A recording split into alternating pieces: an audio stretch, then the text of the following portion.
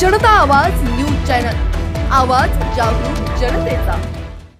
श्रीरामपूर शहरात अवैध मटका अड्ड्यांवर पोलिसांनी मोठी कारवाई करत एकाच वेळी 22 जणांना अटक केली असून तब्बल 8,61,560 रुपयांचा मुद्देमाल जप्त करण्यात आलाय। सदरची कारवाई पोलीस अधीक्षक सोमनाथ घारगे यांच्या मार्गदर्शनाखाली आणि परिवीक्षाधीन पोलीस उपअधीक्षक संतोष खाडे यांच्या नेतृत्वाखालील विशेष पथकाने केली।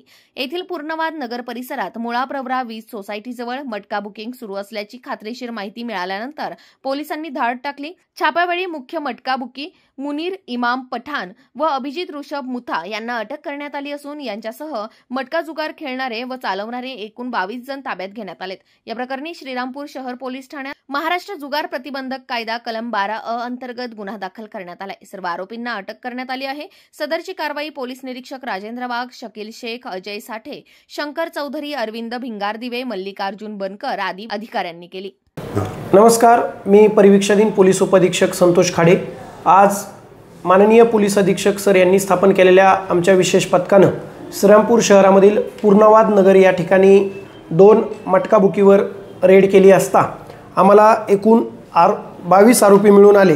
तर मुनीर पठाण व अभिजित मुथा या मुख्य आरोपीसह आम्ही 22 आरोपींना ताब्यात घेतलेला आहे।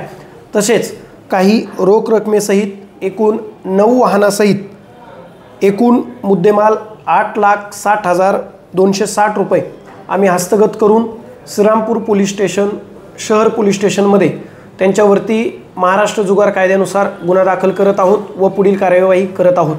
ही कारवाई जिल्ह्याचे पोलीस अधीक्षक माननीय श्री सोमनाथजी घारगे सर यांच्या मार्गदर्शनाखाली तसेच निर्देशाने चालू आहे।